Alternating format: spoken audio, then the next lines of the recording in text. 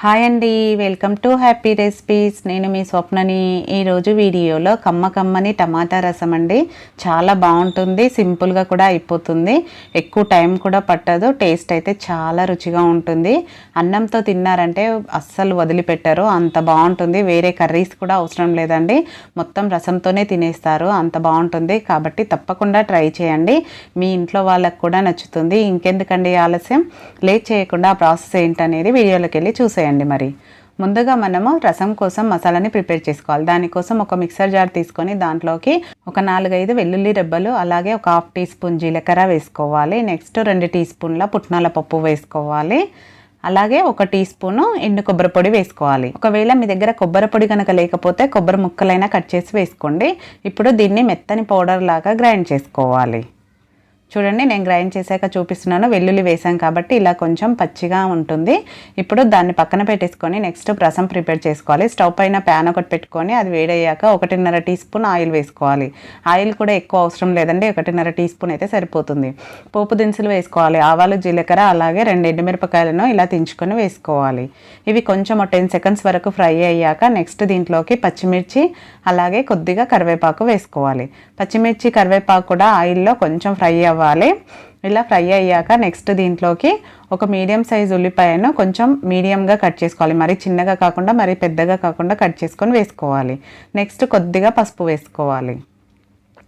ఇలా పసుపు కూడా వేసుకున్నాక వీటన్నిటిని కలుపుకొని, మనకు ఉల్లిపాయ కలర్ మారని అవసరం లేదండి, జస్ట్ ఆయిల్లో కుక్ అయితే సరిపోతుంది. 1 నిమిషం పాటు ఆయిల్లో మగ్గించుకోవాలి. చూడండి, ఈ విధంగా అవుతే సరిపోతుంది. ఒకసారి కలిపేసుకొని దీంట్లోకి నేను ఇక్కడ 3 మీడియం సైజ్ టమాటాలని చిన్న ముక్కలుగా కట్ చేసుకున్నాను.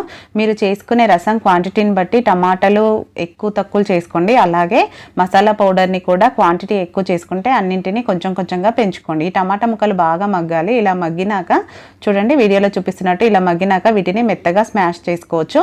లేదు మాకు ఇలాగే ముక్కలుగా ఉండాలంటే అలానే కూడా ఉంచేసుకోవచ్చు. నేను కూడా అలానే ఉంచానండి, మీరు ఒకవేళ వద్దు అనుకుంటే మెత్తగా చేసుకోవచ్చు. నెక్స్ట్ దీంట్లోకి మిక్సీ పట్టిన పౌడరు, అలాగే రుచికి సరిపడా కారం వేసుకొని ఈ మసాలా అంతా వాటికి పట్టేలాగా కలుపుకోవాలి. లో ఫ్లేమ్లో పెట్టుకోవాలండి, లో ఫ్లేమ్లో పెట్టుకొని ఈ ప్రాసెస్ అంతా చేసుకోవాలి. ఇప్పుడు ఈ మసాలా అంతా బాగా కలిపినాక నెక్స్ట్ మీరు రసానికి తగ్గట్టు వాటర్ వేసుకోవాలి. నేను ఇక్కడ టోటల్గా ఒక 2 గ్లాసుల వాటర్ వేసుకున్నానండి. ఫస్ట్ కొంచెంగా వేసుకుంటూ కలుపుకొని ఇంకొక గ్లాస్ యాడ్ చేసుకున్నాను. మీరు ఒకవేళ రైస్కి అయితే ఇలా చారులాగా చేసుకోండి, రోటీకి అయితే కొంచెం చిక్కగా ఉంచుకున్న 1 గ్లాస్ వేసుకున్న బాగుంటుంది టేస్ట్.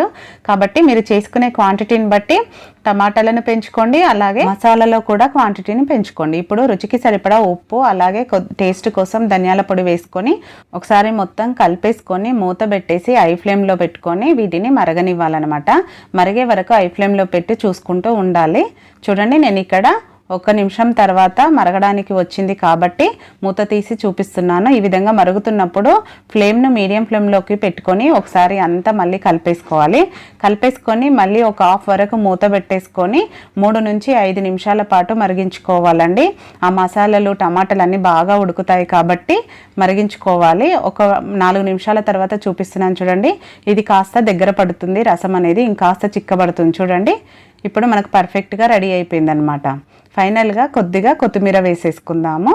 ఇది ఇలా మరుగుతున్నప్పుడు ఇల్లంతా మంచి వాసన వస్తుందండి, చాలా బాగుంటుంది స్మెల్ కూడా. ఈ కొత్తిమీర వేసేసుకొని ఒకసారి కలిపేసుకొని స్టవ్ ఆఫ్ చేసేసుకోవడమే. స్టవ్ ఆఫ్ చేసేసుకొని దీన్ని ఇప్పుడు ఒక గిన్నెలోకి తీసేసుకోవడమే. వేడి రసంతో అన్నంలో వేసుకొని తిన్నామంటే చాలా బాగుంటుంది. చూడండి, చూస్తుంటేనే ఎంత కలర్ఫుల్గా తినేయాలన్నంత బాగుంది కదా. ఇప్పుడు దీన్ని అన్నంలో వేసుకొని తింటే అస్సలు వదిలిపెట్టరండి, పిల్లలే కాదండి పెద్దవాళ్ళు కూడా. పక్కన కర్రీ కూడా అవసరం లేదు, అంత బాగుంటుంది. చూసారు కదా, చాలా సింపుల్గా అయిపోయింది కదా. ఇంకెందుకంటే ఆలస్యం, వెంటనే మీ ఇంట్లో ట్రై చేసి ఎలా కుదిరింది అనేది కూడా మీ ఫీడ్బ్యాక్ని పెట్టండి. అలాగే ఈ వీడియో మీకు నచ్చినట్టయితే ఒక లైక్ చేయండి, మీ ఫ్రెండ్స్ రిలేటివ్స్తో షేర్ చేసుకోండి. మరిన్ని టేస్టీ రెసిపీస్ కోసం మన ఛానల్ని సబ్స్క్రైబ్ చేసుకోవడం మాత్రం మర్చిపోకండి. Thank you for watching.